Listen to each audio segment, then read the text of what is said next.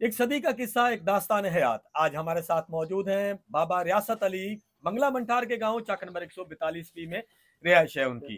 तो वो इंडिया में कहाँ पर रहते थे और उन्होंने कैसा सफर जो है वो आज़ादी का देखा, सब कुछ उन्होंने अपनी आंखों से देखा। उनसे हम उनकी दास्तान जानते हैं और आपको दिखाते हैं कि कितना कैसे हमने जो है उन्होंने आज़ादी हासिल की। बाबा जी दसिए, ਤੁਹਾਡੀ कितनी उम्र आ? मेरी उम्र 93 साल है जी। 93 साल आ। हाँ जी। की ना ਤੁਹਾਡਾ? रियासत अली। इंडिया ਦੇ ਕਿਹੜੀ ਥਾਂ ਰਹਿੰਦੇ ਸੋ? चमकौर। ਚਮਕੌਰ। हाँ जी। ਜ਼ਿਲ੍ਹਾ ਕਿਹੜਾ ਸੀ? जिला अंबाला। ਪਿੰਡ? पिंड चमकौर, तहसील रोपड़। ਅੱਛਾ, ਉੱਥੇ ਕੀ ਕਰਦੇ ਸੋ ਤੁਸੀਂ? ਉੱਥੇ ਅਸੀਂ ਆਪਣਾ ਇਹ ਜ਼ਿਮੀਂਦਾਰੀ ਕਰਦੇ ਤੇ। ਜ਼ਿਮੀਂਦਾਰਾ ਕਰਦੇ ਸੋ? ਹਾਂਜੀ। ਅੱਛਾ, ਜਦੋਂ ਤੁਹਾਨੂੰ ਪਤਾ ਲੱਗਾ ਵੀ ਹੁਣ ਜਿਹੜਾ ਪਾਕਿਸਤਾਨ ਦੀ ਆਜ਼ਾਦੀ ਦਾ ਵੇਲਾ ਆ ਗਿਆ ਹੈਗਾ, ਐਲਾਨ ਹੋ ਗਿਆ, ਤੁਸੀਂ ਕਿਵੇਂ ਸੁਣਿਆ? ਤੁਹਾਨੂੰ ਐਲਾਨ ਲੱਗਾ ਜਾਂ ਕਿਸੇ ਨੇ ਦੱਸਿਆ ਤੁਹਾਨੂੰ? ਨਹੀਂ ਜੀ ਨਹੀਂ, ਉੱਥੇ ਕੱਟ-ਬੜ ਸ਼ੁਰੂ ਹੋ ਗਈ ਆਪਣੇ ਪਿੰਡ ਵਿੱਚ। ਅੱਛਾ, ਮਤਲਬ ਪਿੰਡ ਕਿਹੜਾ ਛੋਟੇ ਸੀਗੇ ਉਹ। ਉੱਥੋਂ ਫਿਰ ਅਸੀਂ ਆਪਣੇ ਗੱਡੇ ਜੋੜੇ, ਆਪਣਾ ਗੱਡੇ ਜੋੜ ਉਹ ਕਾਰੋਬਾਰ ਐਵੇਂ ਛੱਡ ਦਿੱਤੇ। ਸਭ ਕੁਝ ਉੱਥੇ ਜੋ ਕੁਝ ਸੀ ਸਭ ਕੁਝ ਛੱਡਦਾ ਉੱਥੇ? ਖੁੱਲੇ ਛੱਡ ਦਿੱਤੇ ਇਦਾਂ ਹੀ। ਅੱਛਾ, ਜੋੜ ਕੇ ਅਸੀਂ ਆਪਣੇ ਹੋਰ ਵੀ ਕਾਫੀ ਸੀਗੇ। ਅੱਛਾ, ਕਿੰਨੇ ਜੀ ਉੱਥੋਂ ਜਦੋਂ ਤੁਸੀਂ ਉੱਥੋਂ ਨਿਕਲੇ ਕਿੰਨੇ ਜੀ ਸੋ ਕਰਦੇ? ਅਸੀਂ ਸੀਗਾ ਜੀ 2 ਜੀ ਅਸੀਂ, ਬਾਕੀ ਮੇਰੇ ਮਾਮੂ ਸੀਗੇ। ਉੱਥੋਂ ਜਾ ਨਿਕਲੇ ਬਣੇ ਗੱਡੇ ਪਰ ਗਏ ਆ, ਨਹਿਰ ਬਣ ਗਏ ਫਿਰ। ਅੱਛਾ, ਤੁਹਾਡੇ ਵਾਲਿਦ ਸਾਹਿਬ ਉੱਥੇ ਕੀ ਕਰਦੇ ਸਨ? ਉੱਥੇ ਬੇਲਦਾਰੀ ਕਰਦੇ, ਉੱਥੇ ਗਏ ਸੀਗੇ ਉੱਥੇ। ਅੱਛਾ, ਉੱਥੇ ਕਹਿੰਦੇ ਉਹਨੂੰ ਇੱਕ ਦੋ ਪਹਿਲਾਂ ਟੋਲੇ ਲੰਘੇ, ਉਹਨੇ ਕਿਹਾ ਵੀ ਮੁਨਸ਼ੀ ਤੂੰ ਇੱਥੇ ਨਾ ਬੈਠ, ਇੱਥੇ ਨਾ ਅੱਜ ਵੱਢ ਟੋਕ ਹੁੰਦੀ। ਕਹਿੰਦਾ ਮੇਰੀ ਕਿਹੜੇ ਕਿਸੇ ਨੇ ਦੁਸ਼ਮਣ ਆਈ ਆ। ਤੇ ਉਹ ਕੁਰਸੀ ਕਾਸ਼ੀ ਕਰਦਾ ਹੁੰਦਾ ਸੀਗਾ, ਪਹਿਲਵਾਨ ਸੀ। ਪਹਿਲਵਾਨ ਸੀਗਾ। ਉਹ ਕਹਿੰਦੇ ਸ਼ੇਖ ਸਾਹਿਬ ਨੂੰ ਢਾਉਂਦਾ ਹੋਣਾ। ਉਹਨੇ ਕਿਹਾ ਮੁਨਸ਼ੀ ਅੱਜ ਵੀ ਆ ਜਾ। ਕਹਿੰਦਾ ਆ ਜਾ। ਅੱਛਾ, ਉਹ 5-7 ਬੰਦੇ ਸੀ, ਉਹਨਾਂ ਨੇ ਉੱਥੇ ਜਾ ਕੇ ਉਹਨਾਂ ਨੇ ਸ਼ਹੀਦ ਕਰ ਦਿੱਤਾ ਤੁਹਾਡੇ ਵਾਲਿਦ ਸਾਹਿਬ ਨੂੰ? ਹਾਂਜੀ, ਨਹਿਰ ਛੱਡ ਦਿੱਤਾ।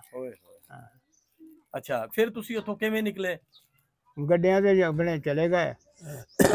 ਗੱਡਿਆਂ ਤੇ ਫਿਰ ਕਰਾਲੀ ਕੈਂਪ ਲੱਗਦਾ ਉੱਥੇ। ਕਿੰਨਾ ਸਫ਼ਰ ਸੀ? ਕਿੰਨਾ ਸਫ਼ਰ ਤੈਅ ਕੀਤਾ ਤੁਸੀਂ? ਸਫ਼ਰ ਜੀ ਵਾਹਵਾ ਹੀ ਸੀਗਾ, ਮੇਰੇ ਕੋਲ ਹੋਣਾ ਹੀ ਆ 20-25 ਮੀਲ ਤਾਂ ਹੋਣਾ ਹੀ ਆ।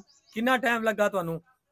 ਟਾਈਮ ਬਾਬਾ ਲੱਗਿਆ, ਹੁਣ ਮੇਰੇ ਜ਼ਹਿਨ ਚ ਨਹੀਂ ਹੈਗਾ। ਟਾਈਮ ਬਾਬਾ ਲੱਗਿਆ ਹੋਣਾ 20-25 ਮੀਲ ਸੀ। ਗੱਡੇ ਸੀਗੇ। ਕੁਝ ਖਾਣ ਪੀਣ ਦਾ ਤੁਹਾਡੇ ਕੋਲ ਹੈਗਾ ਸੀ ਜਾਂ? ਬਾਬੂ ਥੋੜਾ ਬਹੁਤ ਸਾਗ ਹੋਇਆ, ਚਣੇ ਲੈ ਲਏ ਸੀਗੇ ਉੱਥੇ।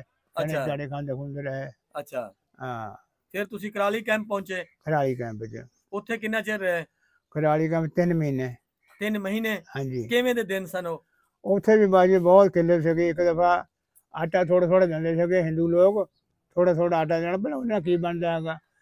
ਫਿਰ ਮੈਂ ਇੱਕ ਮੇਰਾ ਮਾਮਾ, ਹੁਣ ਬਹੁਤ ਹੋ ਗਿਆ ਵਿਚਾਰਾ, ਉਹ ਕਹਿੰਦਾ ਚੱਲ ਆਪਾਂ ਅੱਜ ਨਾ ਛਲੀਆਂ ਤੋੜ ਕੇ ਲਿਆਈਏ। ਛਲੀਆਂ। ਅੱਛਾ। ਅਸੀਂ ਜਿਹੜੇ ਛਲੀਆਂ ਤੋੜਨ ਗਏ ਨਾ, ਤੇ ਇੱਧਰਲੇ ਪਾਸੇ ਦੋੜਾ ਘਾਹ ਉਹਦਾ ਸੀਗਾ ਚਰੀ ਦਾ, ਉਹਦੇ ਚ ਮੋਠ ਪਾਏ ਹੋਏ ਤੇ। ਅੱਛਾ। ਮੋਠ ਤੇ ਉਹਨਾਂ ਨੇ ਭੈਣ ਚੋਂ ਨੇ ਸਾਡੇ ਛਲੀਆਂ ਤੋੜਨੇ, ਸਾਡੇ ਉੱਤੇ ਹਮਲਾ ਕਰ ਦਿੱਤਾ ਉੱਥੇ।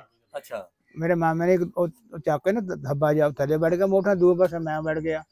ਉਹਨਾਂ ਨੇ ਫਿਰ ਝਾੜ ਪਾਈ ਵੀ ਇੱਥੇ ਲੱਭੋ ਮੁਸਲਿਆਂ ਨੂੰ। ਅੱਛਾ। ਜਦੋਂ ਗਏ ਉਹ, ਇੱਕ ਕੋਈ ਅੱਲਾ ਬਚਾਉਣੇ ਵਾਲਾ ਜੇ ਇੱਕ ਐਨੂੰ ਲੰਘ ਗਿਆ, ਇੱਕ ਮੇਰੇ ਕੋਲ ਦੂਏ ਪਾਸੇ ਲੰਘ, ਪੈਰ ਨਾਲ ਲੱਗਿਆ। ਉਹ ਕਹਿੰਦਾ ਯਾਰ ਮੁਸਲਿਮ ਹੈ ਦੇ ਵਿੱਚ। ਉਹ ਚਲੇਗਾ ਸੀ 2 ਘੰਟੇ 3 ਉੱਥੇ ਪਏ ਰਹੇ। ਰਾਤ ਦਾ ਟਾਈਮ ਸੀ। ਅੱਛਾ।